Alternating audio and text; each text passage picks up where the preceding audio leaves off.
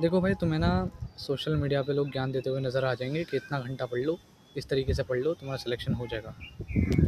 अब देखो, किसी की बातों को सुनने की ज़रूरत नहीं है तुम्हें। क्यों नहीं है सुनने की ज़रूरत?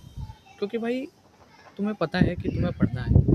तुम्हें पता है कि तुम्हारे पास 4 सब्जेक्ट हैं, इंग्लिश है, रीज़निंग है, मैथमेटिक्स है, जीएस है और तुम्हें पढ़ना है। ये भी पता है कि किस तरीके से पढ़ना है। लेकिन तुम क्या कर रहे हो? तुम पढ़ नहीं रहे हो, तुम लोगों की बातें सुन रहे हो। वो कह रहे हैं 8 घंटा पढ़ो। भाई तुम्हारे पास टाइम है 8 घंटा? हो सकता है तुम जॉब करते हो, है कि नहीं? अब बहुत सारे लोग बोल देंगे कि भाई सिलेक्शन लेना है तो पढ़ना पड़ेगा, बिल्कुल। लेकिन तुम बंदिश मत लगाओ ना अपने ऊपर। लोग बोलते हैं शेड्यूल बनाओ, उस शेड्यूल को फ़ॉलो करो, है ना?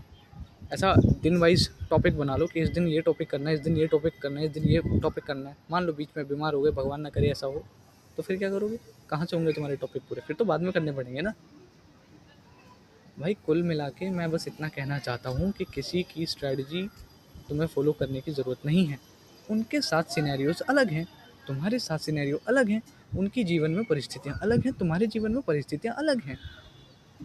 तुम उनकी स्ट्रैटेजी फ़ॉलो नहीं कर सकते ना, वो अपनी परिस्थितियों के हिसाब से अपनी स्ट्रैटेजी को फ़ॉलो कर पाए और वही स्ट्रैटेजी तुम तक रख रहे हैं। अब तुम्हारे जीवन में परिस्थितियाँ बिल्कुल डिफरेंट हैं, तो तुम उनकी स्ट्रैटेजी नहीं फ़ॉलो कर सकते ना।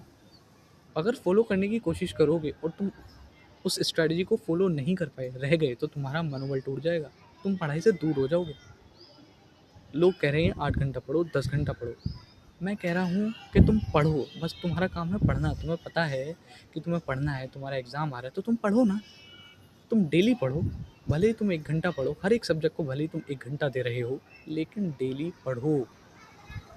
आ रही है बात समझ में? तुम 8 घंटा नहीं पढ़ सकते, 10 घंटा नहीं पढ़ सकते, मत पढ़ो, कोई बात नहीं। अरे ना पढ़ने से अच्छा है कि कुछ तो पढ़ रहे हो।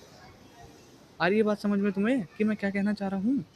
मैं ये कहना चाह रहा हूँ कि हर सब्जेक्ट को टाइम दो, डेली टाइम दो, हर सब्जेक्ट को पढ़ो और एक दिन में 2 या 3 से ज़्यादा सब्जेक्ट मत पढ़ो, क्योंकि वो दिमाग में मिक्सअप हो जाएंगे, कन्फ्यूजन पैदा हो जाएगी, सब गुड़ गोबर हो जाएगा।